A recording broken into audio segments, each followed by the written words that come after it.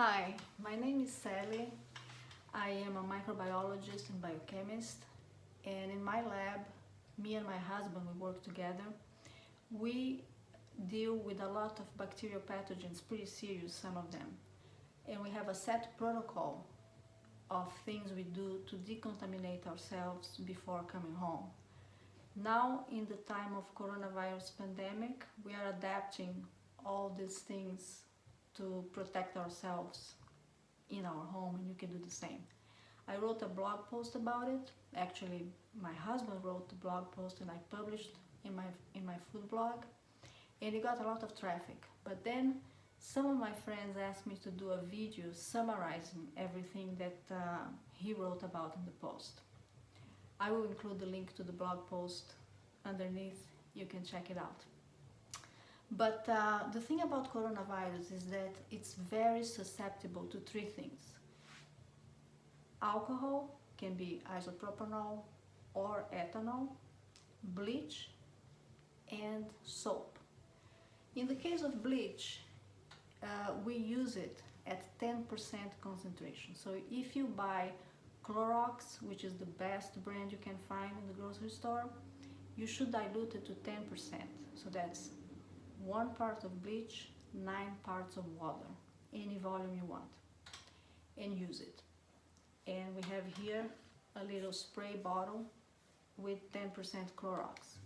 If you find Clorox, you can keep the solution for 5 days.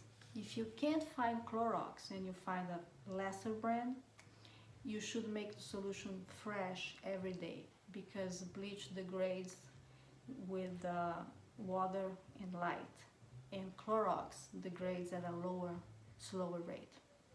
In the case of ethanol, you can either find bottles that are at 70% like this one.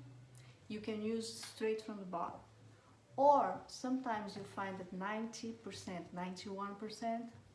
In this case, it's a little counterintuitive, but you have to dilute it to 70% to be more efficient, because the ethanol or isopropanol at 70% has a better permeability through biological surfaces. So you need to dilute it. How do you do it? If you find the 90% only, you get 3 parts of isopropanol and 1 part of water. And then what you're gonna do is place it in little spray bottles that you will carry with you in your purse. We like to keep it in the car also, so we have several, and use it often. So what do? Basically, what you're trying to avoid is bringing particles of virus inside your home and into yourself, of course.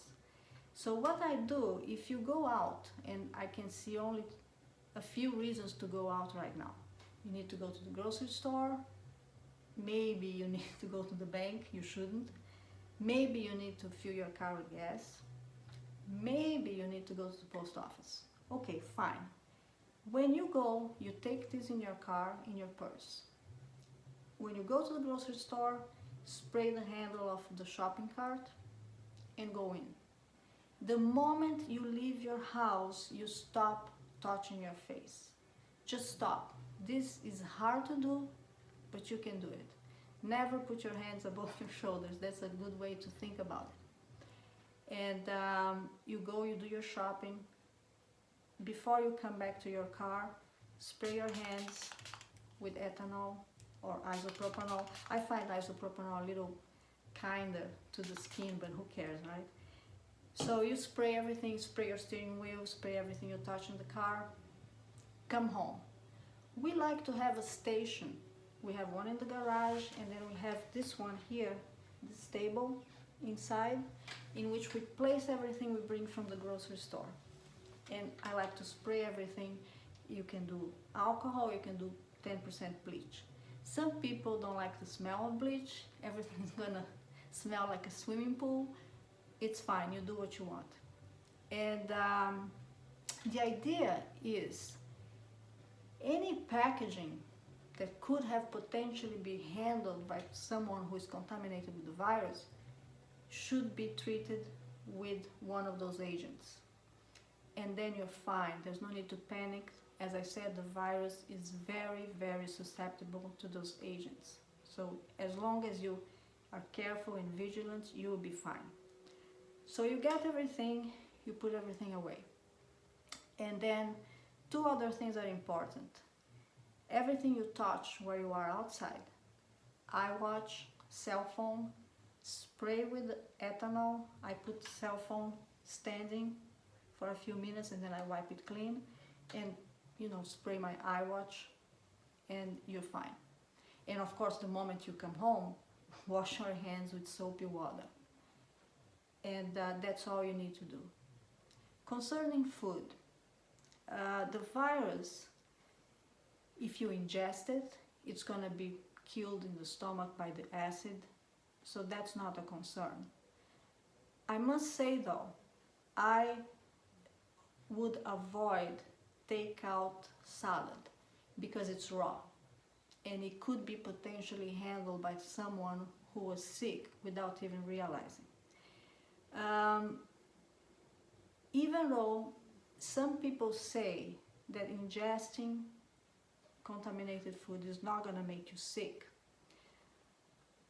I like to keep in mind that there are some cells close to the respiratory tract that goes through the esophagus that have receptors that could be bound by the virus. So maybe I'm being over careful, but I would not eat salad takeout. If you're gonna make the salad yourself, what I would do is the outer leaves of lettuce I would discard and then just wash the lettuce the way you normally do and you'll be fine. Fruits, tomatoes, celery, all these things you can wash with a little soapy water and rinse it, and again you'll be fine. Strawberries, anything, you can also soak those things in 1% bleach. They recommend that in Mexico actually, and then rinse it very well and you'll be fine. So there's no reason to be afraid of the food that you cook at home if you take all these precautions. I've been washing tomatoes, celery, carrots with a little soapy water, rinse well, and it's fine. And again, if it's going to be cooked, you don't have to worry at all.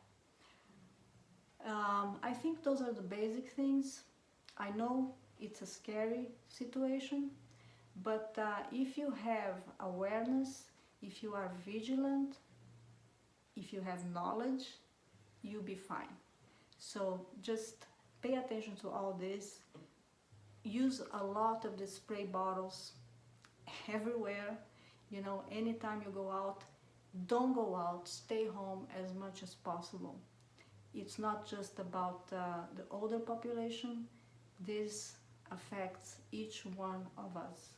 And we got this. We're gonna prevail.